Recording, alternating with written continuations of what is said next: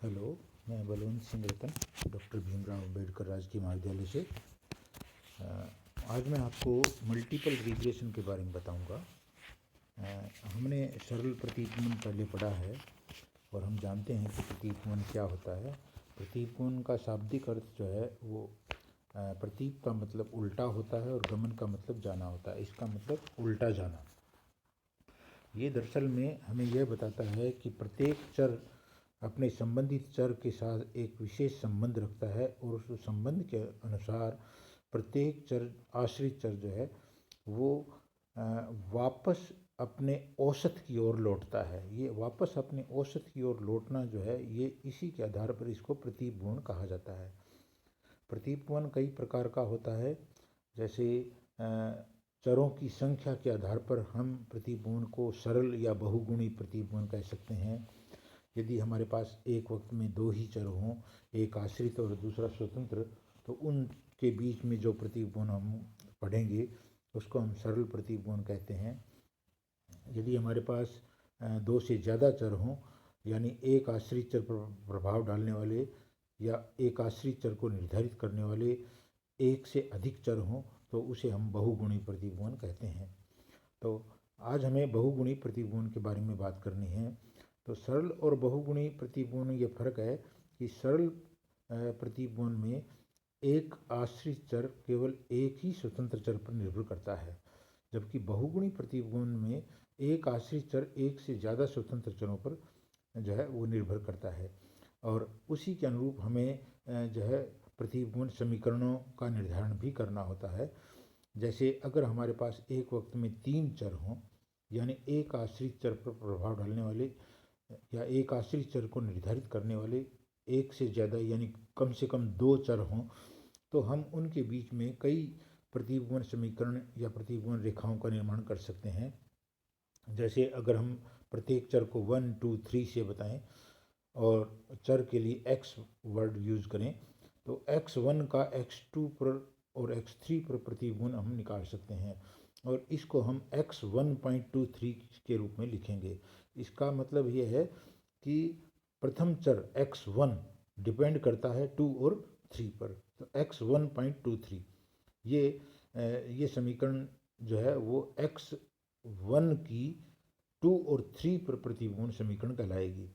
इसी तरह से अगर चर 2 आश्रित हो तो x2 का 1 और 3 पर प्रतिगुण समीकरण हम निकाल सकते हैं और ये x2.13 कहलाएगी, जो हमें ये बताती है कि चर 2 आश्रित है और चर 1 और चर 3 जो है वो स्वतंत्र चर हैं। इसी तरह x3 का x1 और x2 पर प्रतिगुण भी हम निकाल सकते हैं।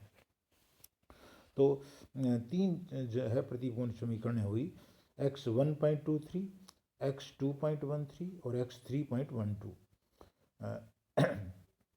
एक और शब्द आता है रेखीय और गैर रेखीय प्रतिगुण।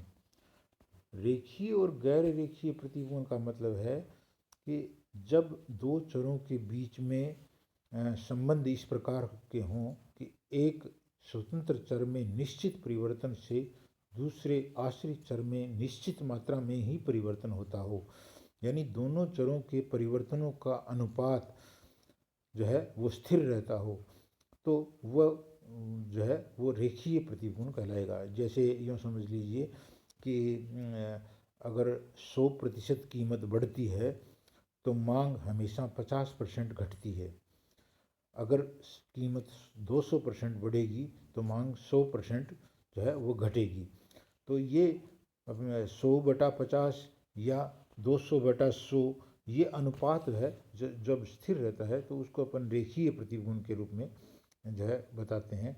और रेखीय प्रतिगुण में दो चरों के बीच में प्रतिगुण रेखा जो है वो एक सीधी सरल रेखा के रूप में जो है वो हमें प्राप्त होती है। गैर रेखीय प्रतिगुण वह होता है जिसमें हम दो चरों के बीच में इस प्रकार का संबंध पाते हैं कि एक स्वतंत्र चर में परिवर्तन होने पर आश्रित चर में प्रत्येक बार अलग अनुपात में परिवर्तन हो। जैसे कभी जो है स्वतंत्र चर 50% बढ़े तो आश्रित चर कभी 25% घट जाता है, कभी 30% घट जाता है और कभी 40% घट जाता है। तो अगर इस प्रकार का परिवर्तन हो, यानी दोनों चरों के परिवर्तनों का अनुपात निरंतर बदलता हुआ हो, तो उसे हम गैर रेखीय प्रतिपूर्ण कहते हैं। प्रतिपूर्ण समीकरणों के निर्धारण का जो है वो यहाँ थोड़ा सा आप समझ लीजिए। हम सरल प्रतिपूर्ण समीकरण में आश्रित चर को सामान्यतः y बोलते थे, या अगर दोनों चरों का नाम x और y कहें तो हमारे पास दो समीकरणें होती थी, एक x की y पर प्रतिपूर्ण समीकरण, दूसरी y की x पर प्रतिपूर्ण समीकरण। और मूल समीकरणों जैसे x की y पर प्रतिपूर्ण समीकरण जो है वो x बराबर a प्लस बी वाई होती थी, और y की x पर प्रतिपूर्ण समीकरण जो है y बराबर a प्लस बी एक्स होती थी। यहाँ हमें जो है तीन चरों के बीच में प्रतिपूर्ण समीकरणों का निर्धारण करना है। जैसे x 1.23, इसको थोड़ा सा आप समझ लीजिए। x 1.23 बराबर a plus B X two plus B X three. मैंने एक बार साइडों के जो अल्फ़ाबेट हैं वो जो है वो नहीं बोले हैं, यहाँ मैं फिर से बताता हूँ। x 1.23 का केवल यह मतलब है कि चर 1 आश्रित है और चर 2 और चर 3 जो है वो स्वतंत्र हैं। यानी 1.23 कोई मल्टीप्लिकेशन में नहीं है, ये सिर्फ हमें ये बताता है कि कौन सा चर आश्रित है, कौन से चर स्वतंत्र हैं। उसके बाद में है a दरअसल में इंटरसेप्ट वैल्यू है हमारे समीकरण की, यानी x2 और x3 अगर शून्य हो तो x1 जो है वो a के बराबर होगा। तो a के साइड में भी जो 1.23 है वो केवल हमें यह बताने के लिए ये कि ये जो है वो किस जो है प्रतिपूर्ण समीकरण का है।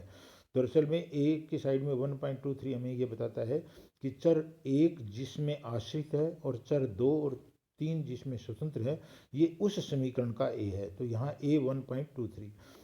उसके बाद में b दरअसल में हमें वह चीज़ बताता है जो स्वतंत्र चर में परिवर्तन होने पर आश्रित चर में परिवर्तन को व्यक्त करती है। तो b के साथ यदि x2 लगा है, इसका मतलब x2 के परिवर्तन के कारण x1 में जो परिवर्तन होगा उसे यह भी बताता है। तो b12 1 का मतलब है 1 के ऊपर प्रभाव, और 2 का मतलब है 2 के कारण, और पॉइंट के बाद में 3 लिखने का मतलब है कि यदि 3 कांस्टेंट हो तो b12.3 x2। इसी तरह से b13.2 x3, ये x3 इसके साथ लगा हुआ है, इसका मतलब x3 का परिवर्तन इस दूसरे b के थ्रू हमारे x1 पर आएगा। तो b13 यानी 1 के ऊपर प्रभाव पड़ेगा, किसके कारण पड़ेगा? 3 के कारण, और पॉइंट के बाद में जो 2 लिखा हुआ है इसका मतलब 2 यदि कांस्टेंट हो तो हमारी मूल समीकरण x1 की x2 और x3 पर जो है वो होगी x 1.23 बराबर a 1.23 plus b 12.3 x2 plus b 13.2 x3।